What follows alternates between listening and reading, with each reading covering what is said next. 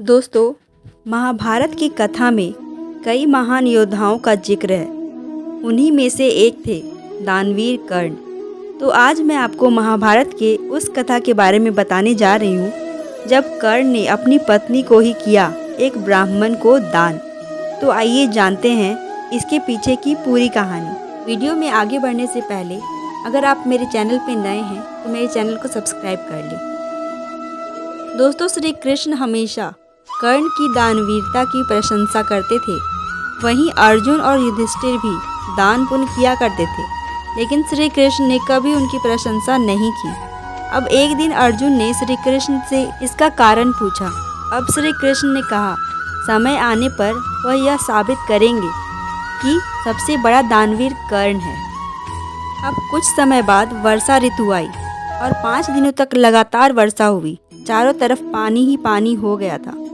5 दिन बाद जैसे ही वर्षा रुकी तो एक ब्राह्मण अर्जुन के पास आया। उसने बताया कि उसके पिता की मृत्यु हो गई है और उनके दाह संस्कार के लिए उन्हें चंदन के सूखी लकड़ियों की ज़रूरत है। अब ब्राह्मण ने अर्जुन से चंदन की लकड़ी दान में मांगी।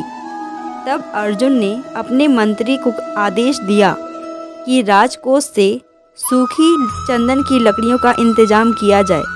लेकिन उस दिन राजकोष में सूखी चंदन की लकड़ियां नहीं मिली, क्योंकि वो सारी बारिश की वजह से गीली हो चुकी थी। अब अर्जुन ने ब्राह्मण से कहा, आप मुझे क्षमा करें, मैं आपके लिए सूखी चंदन की लकड़ियों का इंतजाम नहीं कर सका। श्री कृष्ण इस पूरी घटना को देख रहे थे। उन्होंने ब्राह्मण से कहा, आपको एक जगह चंदन की लकड़ियां जरूर मिल जाएंगी, आप मेरे साथ चलिए। श्री कृष्ण ने अर्जुन को भी अपने साथ आने को कहा। अब श्री कृष्ण और अर्जुन ने ब्राह्मण का वेश बनाया और उस ब्राह्मण के साथ कर्ण के दरबार में पहुँचे। अब वहाँ भी ब्राह्मण ने कर्ण से चंदन की लकड़ी दान में मांगी।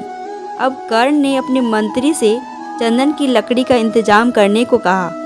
थोड़े समय बाद जब कर्ण के मंत्री वापस दरबार आए तो उन्होंने कर्ण से कहा कि पूरे राज्य में चंदन की सूखी लकड़ियां कहीं नहीं हैं, क्योंकि वो सारी गीली हो चुकी हैं। अब इस पर कर्ण ने अपने मंत्री को आदेश दिया कि उनके महल में जो चंदन के खंभे हैं उन्हें तोड़कर ब्राह्मण को दान दिया जाए।